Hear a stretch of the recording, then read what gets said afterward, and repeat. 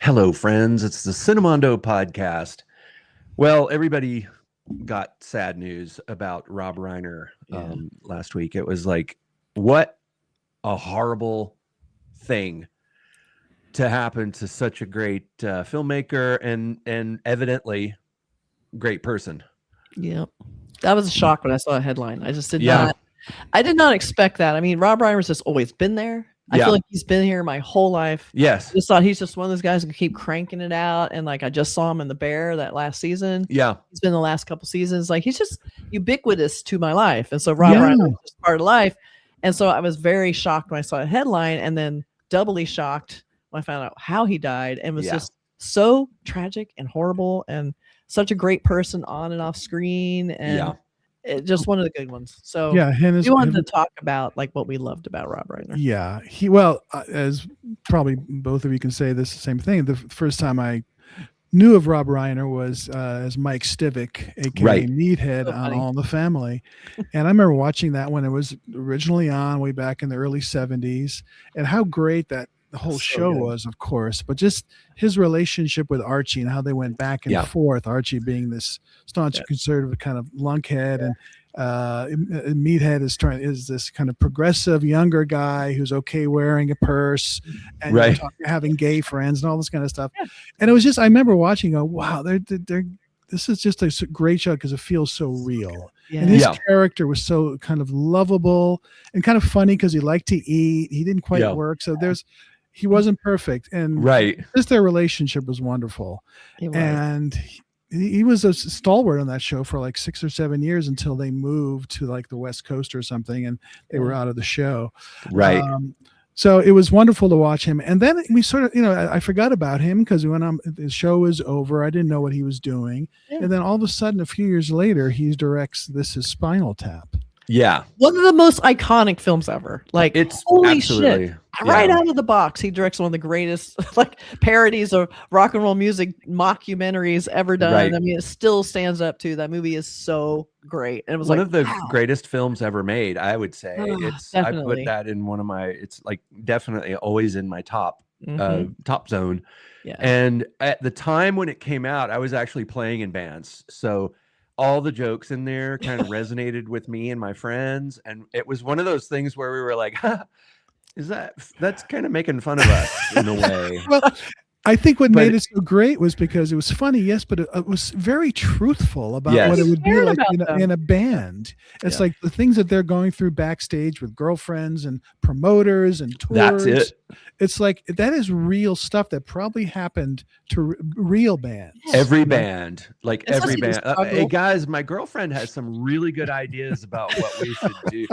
She's really serious and she wants to manage us, and that thing. And it's brilliantly observed. I mean, the direction of it is incredible because he took this huge chance of basically putting some brilliant improv actors together who are also really decent musicians.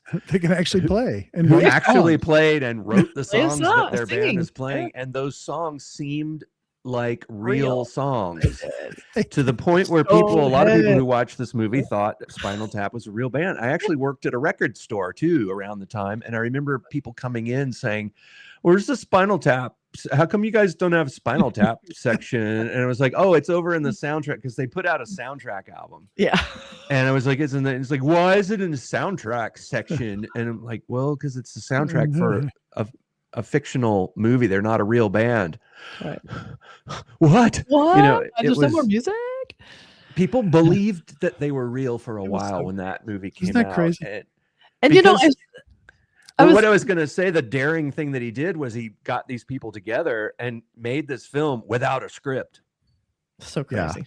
Because they also had these great sort of like little cameos, like Billy Crystal plays a mime. Come on, mime is money. Mime is money. Fran Drescher. And that was Fran Drescher is great as Bobby Fleckman. Bobby Fleckman. So good. See, we still remember it. Like I haven't seen a movie in a million years, and I still remember it. And think about it. Like I was at the Jaws exhibition downtown. Yeah. And not downtown. You know where it is. Yeah. The museum. And that they had Miracle a Mile. whole running thing about how we need a bigger boat has become Yeah. this ubiquitous phrase. Turn It Up to 11 is also, I think, on par with the Get a Bigger Boat, because when you say turn up to 11, everybody knows what you mean. And this is a movie that, how old is this movie? People still remember it. It's like, to me, is like, that's iconic. Because when you remember things like that, one line in a movie, you know exactly what we're talking about. Just a few days ago, a friend of mine came over and I was showing him a guitar and, on the stand, and he's like, wow, that's so nice. And I'm like, listen to that sustain. And he was like, oh yeah. And it's like, I'm like, okay, that's enough of that. Don't look at it. Everybody gets the joke. Everybody gets it. It's such a great scene. Yeah. So he made that. He invented that, and that was amazing. And the people that he associated with, the Michael McKean and all the Guest and Harry Shearer. I mean, it's a great group. Really smart. Fred Willard has a great little bit. Fred Willard is the funniest. So I'm getting a little shaggy behind the ears. Yeah, I better not get too close. They'll think I'm with you guys. So funny. So he does that, and you're like, okay, he got lucky, right? Yeah. Then he directs Stand By Me, which I think is another one of one of the most heartfelt, one of the best Stephen King adaptations. It holds up. It's got heart. It like how, and you think about all the Stephen King movies that have been made. Yes. Hardly any can touch that. Here's Rob Reiner. Like, when did he become a director? Of course, he did come from Hollywood royalty, technically. Yeah. Well, right. His dad was Carl Reiner, of course, who was a brilliant, the Dick Van Dyke Show and many other movies, and The Jerk with Steve Martin. But I think Stand By Me is great because he worked with these young actors, and Jerry O'Connell talks about how he just was like a father figure, and he sort of just helped these young actors, River Phoenix, and Corey Feldman, bring apart this heartfelt film that I still remember to this day. It was just really touching and sweet and beautifully told. And so he was like, wow, and then he made some other, the movies just keep going and going and going. Well, he made that Stephen King adaptation, which is one of the best. And then there's another film that he made called Misery. Stephen King was amazing. Both of them. Here's the thing about both of those. When I remember, I obviously read both of the books, storybook that these films are based on. And Misery had a powerful impact on me for various reasons. And because Stephen King, I think one of the most well constructed characters he ever wrote was Annie in that movie, because there is a deep sociopathic creepiness to her that is of a type of person that I have known, and a person who comes across as just the best person you ever met, and so funny and so fun and such a sweetheart, but there is that dark side. No empathy, no compassion, no real compassion, only an imitation of it. And Stephen King in the book totally nailed that type of character in so many ways. It's uncanny to me how perfectly he got her in that book. And I remember hearing that when Misery was going to be made into a film, I remember thinking, whoever does this is not going to get it. They're not going to get it. And then, of course, Kathy Bates and Rob Reiner totally absolutely nailed that character and that type of person. Yeah, right. It was so good. I remember when I was reading that book. Yeah. And the big scene. Oh, yeah. I remember throwing the book across the room going, what the fuck? I usually read a book like, oh, that's pretty bad. But that was so shocking. It felt like even just reading the words of what was happening in the book, it was like a gut punch. And the way it was shot, and the way it was shot by Reiner, it was just like the way you felt it. If you're like doing kind of a horror film or this really dark film, but that's coming after, he did The Princess Bride a few years before. A completely difficult fantasy magical movie that a lot of people still love and watch. Oh yeah. And that's a absolute favorite. Biggest, I think. Yeah, it's a kind of a classic of that genre. So he had this great string of films, and they kept going. The Sure Thing, A Few Good Men. You can't handle the truth.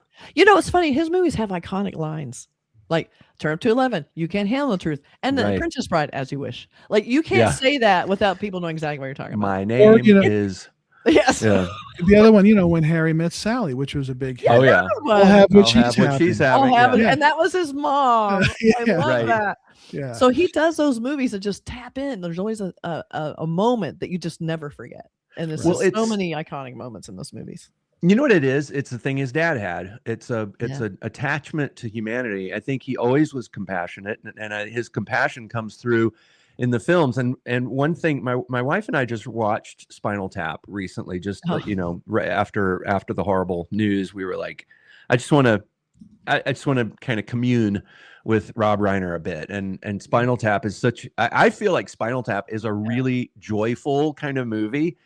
It's silly and ridiculous, but there is a genuine heart in that film. The ending of the film is so perfect. It has a perfect ending that, believe it or not, I mean, it sounds dumb to say it about Spinal Tap, but it's about friendship. It's about like love and how much you should value your friends. There's a great scene where after all this stuff, Nigel says, do a good show.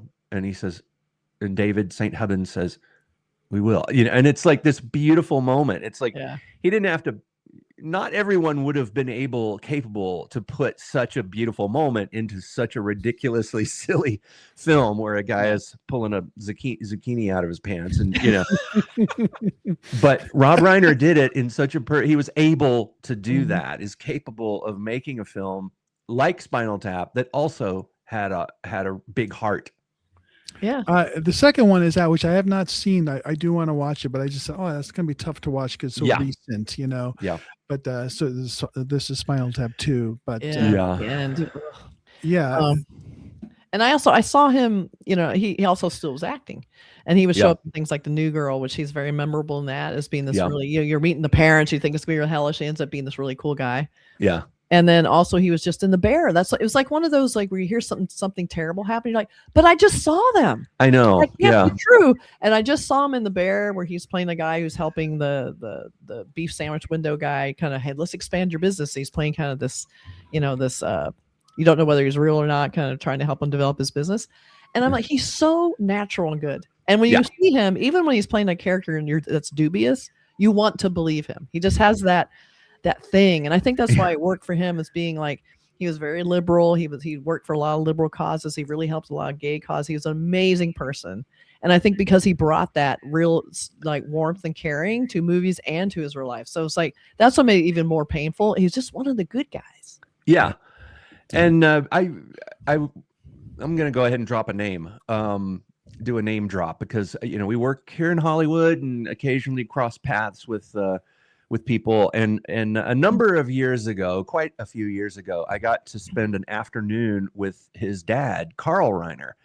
I worked for a network, Turner Broadcasting, where we all worked actually, and where we met Mark and all. We go way back.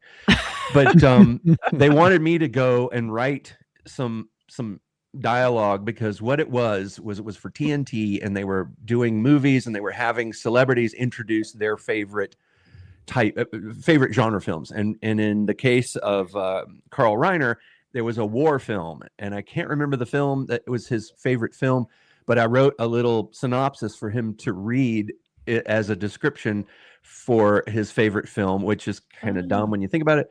But I actually handed a script that I wrote, a couple pages, to Carl Reiner, and I said, and I told him, I said, I don't know if you realize how stupid I feel handing you this script, just so you know. And he laughed, and he was the nicest guy. Yeah, he was so nice. And on the wall, he had a little wooden plaque that said writer's room. I think that's what it said. And that was the actual sign from the door on the Dick Van Dyke Show. And he had a bunch of other Dick Van Dyke memorabilia stuff around.